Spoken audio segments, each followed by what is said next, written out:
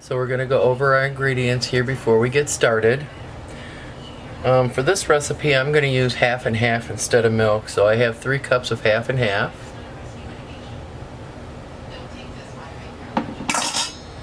And we have a 1/4 cup of cornstarch.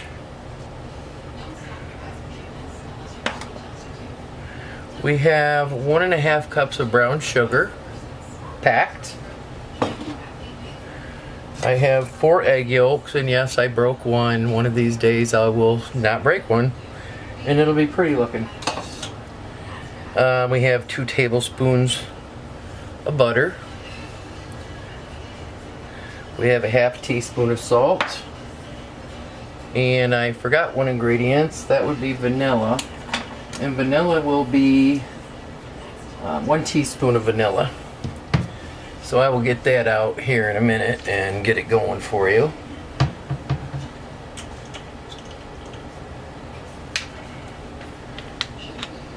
And I'm using vanilla extract. This recipe called for vanilla extracts. A lot of the recipes will call for, there you go, there's your vanilla.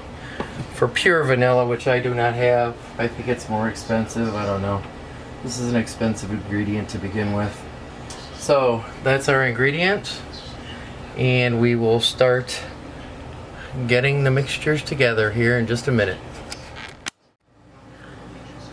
To get the butterscotch pudding going, we're going to add all of our dry ingredients into the saucepan. So that would be our 1½ cup of brown sugar, which is pretty hard. Our 1/4 cup of cornstarch, and our salt. And we're going to get this busted up and stirred together here. It needs to be stirred together so it's evenly mixed.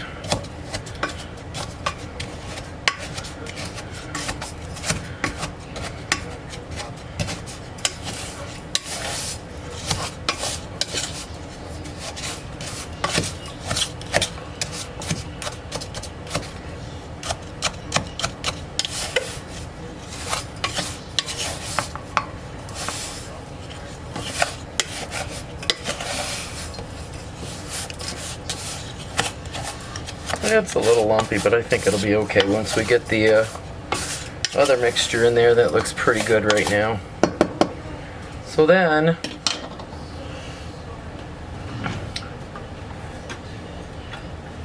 in another bowl, we're going to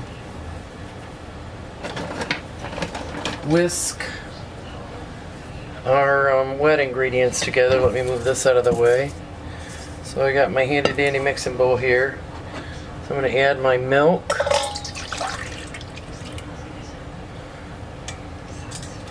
Three cups of milk. And then I'm going to put in my 4 egg yolks. And then what we're going to do with this is whisk these 2 together. Get them well incorporated, get the eggs broken up and get them well incorporated.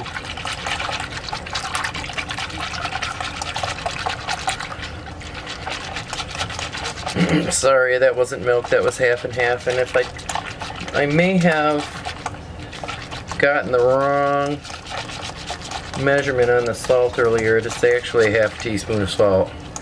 So now that we've got that mixed together, we're going to bring our sugar back over.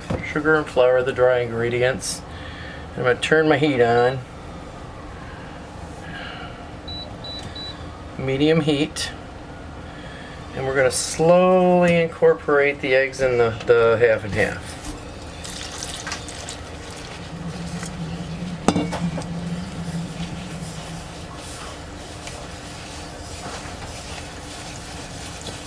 That's looking good. And because I'm using 4 egg yolks, I'm probably going to end up having to put this one through a sieve. If you notice any of your puddings have lumps in them, after you get done cooking them, you more than definitely can run them through a wire sieve, and that will get rid of the lumps, and then you can put it in your containers and get it ready. So I got my milk and my eggs in.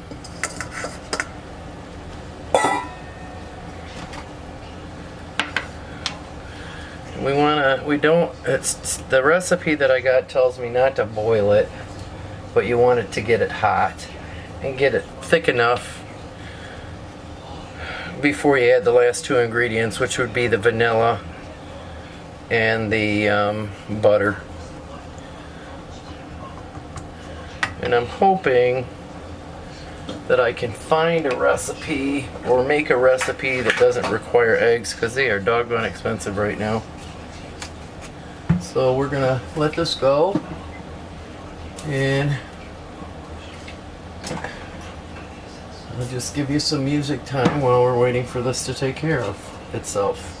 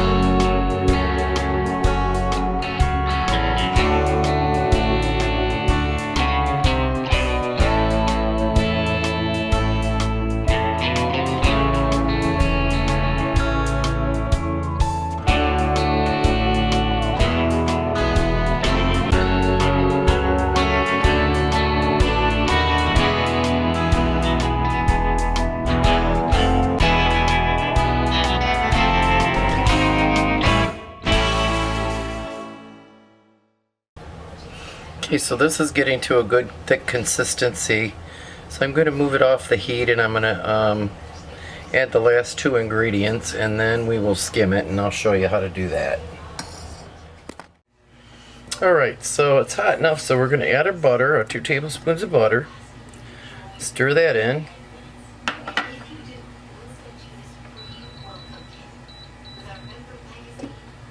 And our teaspoon, teaspoon of vanilla. Add that in. Now in this recipe,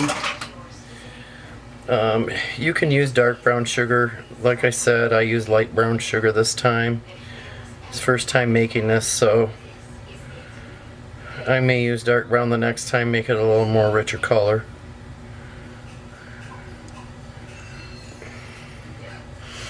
And it looks like my butter is all melted in now. So what I'm going to do is I'm going to take a bowl and a metal sieve right here. And I can see that it's got a lot of lumps in it. So I'm going to run it through the sieve to get rid of the lumps.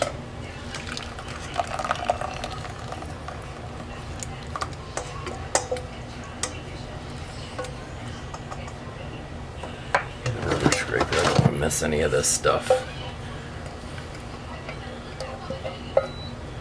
Okay, so we've got all of our stuff in the bowl here, and then I'm just gonna, with a continuous motion, just push it through the sieve, so to speak, so that I can get all of the pudding without any lumps.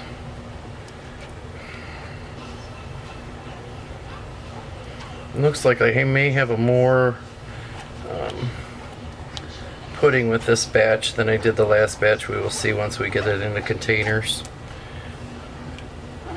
And I'm going to do the same thing I did with vanilla. We'll fill the containers and let them sit until they get lukewarm. And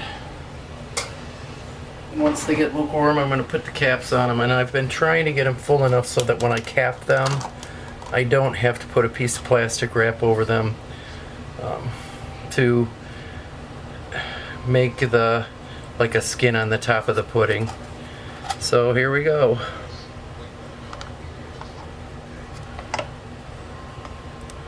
This looks pretty good. And it is warm.